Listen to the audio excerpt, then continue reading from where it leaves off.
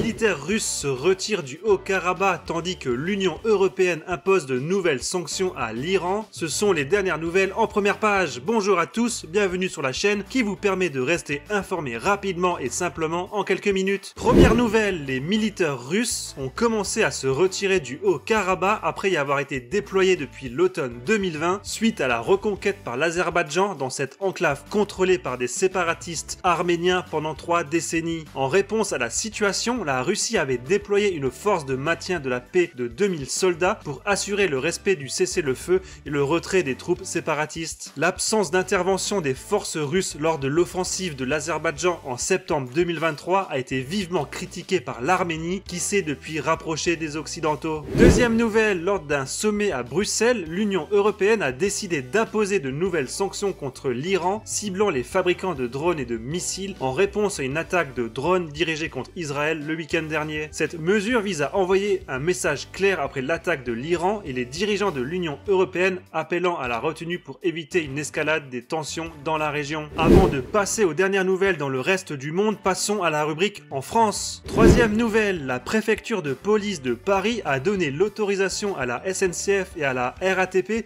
d'expérimenter les caméras de vidéosurveillance algorithmique lors d'un concert à la Défense Arena et d'un match de Ligue 1 dans le cadre de la loi sur les Jeux Olympiques. Ces caméras seront utilisées pour détecter les intrusions en zone interdite, les mouvements de foule ou la présence de bagages abandonnés, mais sans recours à la reconnaissance faciale. Quatrième nouvelle, la France et la République centrafricaine ont convenu d'une feuille de route pour instaurer un partenariat constructif et rétablir leurs relations lors d'une rencontre entre Emmanuel Macron et Faustin-Archange Touadéra à l'Elysée. Cette initiative vise à mettre fin aux tensions et à renouveler la coopération bilatérale dans un contexte marqué par l'influence croissante de la Russie en Afrique francophone. Cinquième nouvelle, plus de 300 personnes, principalement des migrants, ont été évacuées d'une entreprise désaffectée à Vitry-sur-Seine au sud de Paris à 100 jours des Jeux Olympiques, mobilisant 250 agents pour cette opération. Cette évacuation soulève des préoccupations sur le sort des sans-abri